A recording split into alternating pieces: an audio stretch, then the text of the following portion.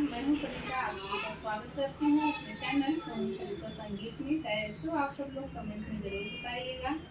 आज मैं आप सभी के बीच में बहुत छोटा सा बहुत प्यारा सा देवी गीत लेकर आई हूँ। वीडियो को फुल वॉच कीजिएगा। कैसा लगा कमेंट में जरूर बताइएगा। धन्यवाद। रतिया में देखे सपनवा हो माई बैठल आंगनवा। रतिया में देखे सपनवा हो माई बैठल आंगनवा। रतिया में देखे सपनवा हो माई बैठल आंगनवा। रतिया में देखे सपनवा हो माई बैठल आंगनवा। लाल लाल सड़िया बा लाल चुनरिया। लाल लाल सड़िया बा लाल चुनरिया। लाल बा लागल आसनवा हो माई बैठल आंगनवा। लाल बा लागल आसनवा हो माई बैठल आंगनवा।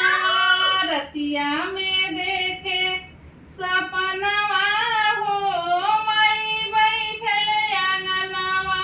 रतिया में देखे सपनवा हो माई बैठल आंगनवा। लाली लाल सेनुरावा लाल टिकुलिया। लाली लाल सेनुरावा लाल टिकुलिया।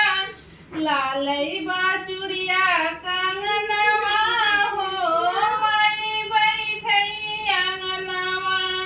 लाल बा चूड़िया कंगनवा हो माई बैठल आंगनवा। रतिया में देखे सपनवा हो माई बैठल आंगनवा। रतिया में देखे सपनवा हो माई बैठल आंगनवा। लाली लाल होठवा बा लाली लाल अखिया। लाली लाल होठवा बा लाली लाल अखिया। लाल बा माई के चरनिया हो माई बैठल आंगनवा। लाल बा माई के चरनिया हो माई बैठल आंगनवा। रतिया में देखे सपनवा हो माई बैठल आंगनवा। रतिया में देखे